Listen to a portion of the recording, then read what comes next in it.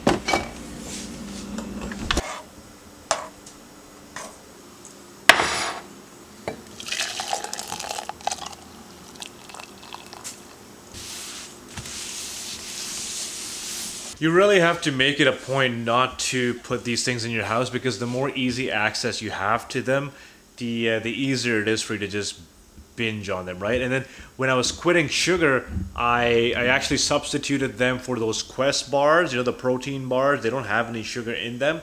But then because I was craving something sweet and I was always stockpiling them, I was eating a whole lot of those. So it's like it just became a problem because I constantly had access to it. So I just don't bring anything sweet, anything I don't want a part of my diet, even in moderation. I just don't bring it home. The main reason I was doing it was just to see what effect it has on my mental capacity, how I'm working, am I having those energy crashes? Because the energy crashes, I'll tell you, were really holding me back. I couldn't work straight, I couldn't concentrate. I felt like it was a chore for me to just stay awake in the middle of the day.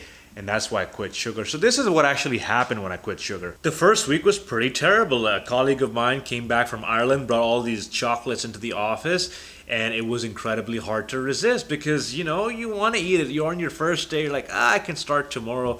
But I don't know how, somehow I had the willpower and I said, okay, I'm not going to do it. First day was crappy. Second day was crappy. Third day, man, it was hard. It was because you can see people eating chocolate around. You can see people enjoying snacks, and you're like, I can't have any of that. Now, it may sound strange, but around the first week, I think I was actually having some headaches as well. It was like I was eating not a whole lot of sugar, but definitely more sugar than I should have been having.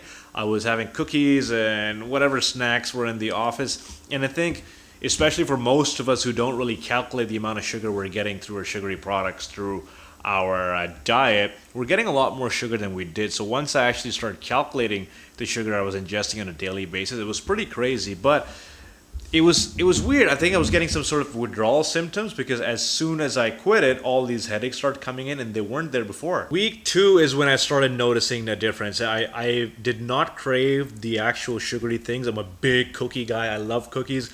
I wasn't craving the cookies as much anymore, but I did have every 3 or 4 days, it was like, hey, you need a little something, and then I made it a point to just grab myself one of these protein, keto, whatever bars, no sugar in them, and that would satisfy me a little bit, just enough that I could go home, make my protein shake, and go to sleep. And that protein shake also had some sweeteners in it, so it kind of curbed my sugary needs. So from the second week to the 30th day, I would say I was relying mostly on protein bars to fulfill my sugar craving.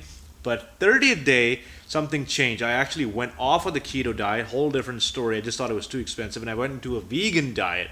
So now I could add fruits back into my diet and still not have sugar, and that was just a game changer. Now I had fruits in my diet, I had bananas, I had apples. There was natural supply of sugar coming in, but I'm still trying to keep it low. I'm not having too much of it, but I'm not getting those sugar crashes, and that was the whole reason I was doing this thing. Just I have more sustained energy. I don't have that afternoon dip that I usually do. Another point worth mentioning is just the kind of carbs I was eating. When you're having a lot of sugar, these simple carbs, they make you crash really fast, and that includes things like white bread as well. If you have white flour, I get the same response. I crashed really fast. So I not only quit sugar, but I also, during the keto diet, I almost completely went off of carbs. And then when I'm on the vegan diet, I'm only eating really complex carbs, mostly oats and sprouted bread. I was eating all of these things that would take longer to digest in my body, and I just didn't feel dull all the time. Going out is definitely going to be a challenge because you can't really choose what they put in there, and honestly you can't avoid it everywhere all the time, but you can just make decisions on what you want to buy. If I'm going out with my friends, I'm not going to order a chocolate cake or a hot chocolate, and then you just have to find limitations for what you can do, what you can eat, and where you can go. If you find it's really hard for you to resist temptation, don't put yourself in that spot. If your friends are going to a certain place that you know you can't resist, don't go there. Go somewhere else, or tell them, hey, I'll meet you afterwards. I had to do that because it's actually worse when you go out with your friends and they're not really about that no sugar life, so you have a little bit of peer pressure and you're like, you know what, everyone's eating, I don't want to be the only person who's not eating, and then it kind of becomes weird. So instead of that, I just toned it back with my social outings. I stayed at home for some time. I met them after they were gone to their cafes.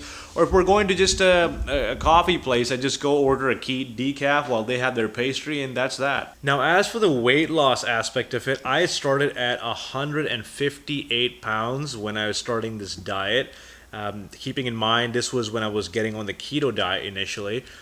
30 days into that diet, so it's not just no sugar, but also no carbs, I had lost about 8.5 pounds. I came down to about 149.5 slash 150, around that mark. And of course, a lot of that is water weight as well because it just had no carbs in there. But here's the funny part. So after that, I added carbs back into my diet when I went on the vegan diet, and my weight went from 149 to 153. So I was like, okay, that's still respectable, you know. I added carbs back, it came back to 153, whatever. And then a month into the vegan diet, my weight went right back down to 149. So I'm right back where I started. I feel very comfortable. I'm definitely losing my gut. I'll kind of post a picture of that here as well, just so you can see. I didn't do this for weight loss, but that's just what happened. It just turned out that way, and I think I feel better. And even now that I'm making this video, I can feel my stomach is a lot flatter than it used to be. I don't have that protruding gut anymore. Just generally feel good about my body. The hardest part of this whole no sugar thing is definitely going to be those initial cravings. I think for the first 2 weeks, 3 weeks, even up to a month, you're really going to have to quit it out. Something that might help you if you are someone who doesn't really do well with cold turkey. I know some people who just can't quit. Their mood shoots down, and they just don't feel good about themselves. They can't enjoy life. I totally get that. What you can do is set mandatory cheat days for you at a day where you're not particularly feeling like sweets. So instead of really craving it and then having that sugar, giving you that sugar at the height of your temptation, you're kind of not training yourself to resist the temptation. You're training yourself to give into that temptation. Instead, have like every 10th day or every 2 weeks, regardless of whether you're feeling like having sugar or not, just have that sugary treat. Give yourself that little bit of cheat meal. Don't even call it a cheat meal because you're just enjoying life, aren't you? And that will just keep you structured, because if you avoid sugar now, you're going out with your friends and you're not having sugar, you know when you can have sugar. If you just put yourself completely off sugar, you're like, well, I never know when I'm going to eat it. I'm never going to get the chance to do it. I might as well eat this. It'll keep you more structured. So for me personally, I know I can't do that whole moderation thing. I like cold turkey. At this point, I have been off of sugar for about 120 something days. That's about 4 months. And initially, I was planning on doing it for a month. Month turned into 2 months. Then I was like, okay, I'll do it for 4 months because my birthday is coming up. But now, you know what? I feel like I've been off of it for so long and I feel so good. I don't want to get back into something that's very addictive and I can't really see a good use for it. So I think I'm fairly confident saying this. I think I'm just going to quit. So to sum this up, how is sugar going to change your life? At least how it changed my life. It helped me lose weight even when I wasn't trying. I wasn't working out any extra. In fact, I don't think I was working out at all. Just lose weight by doing absolutely nothing. The other thing is, if you're someone who has energy problems, you feel that crash, cut out the sugar, and I'm telling you, it's going to make a huge difference. You're not going to have those spikes in your insulin and feel sleepy in the middle of the day, and you can just focus a lot more. The work you do is better. You're not making as many mistakes around. You're also not addicted to something. You're not tempted to go out in the middle of the night to get yourself some sugar. And, just be healthier, you look better, you lose weight, you'll get in better shape, and you'll really exercise your willpower. I think that's one of the biggest things I got out of this, is that my willpower became so strong after this because I had went a whole month without any sugar. And I think the longest I had ever gone without sugar before that was probably like 5 days, or even not 5 days. I don't think I've ever quit sugar in my life. So your willpower is going to get really strong once you quit sugar and you start developing other habits. Like, say, if you want to get into meditation, or if you want to get into a gym plan, you want to go maybe 3 times a week, it's going to get a lot easier for you because you already developed the discipline you needed to when you were quitting sugar. That's all, guys. I hope this gave you some perspective. Maybe it inspired you to quit sugar yourself, see what kind of difference it can make. I hope you see a difference in me, and I'm not sure if you can tell at all in the pictures or whatever, but let me know in the comments what you think. If you've tried it out, if you haven't tried it out, post below. How has quitting sugar helped you out? Or maybe it didn't. Maybe your life sucks now. Let me know. This is Yasser from the Improvement Journal. See you in the next one.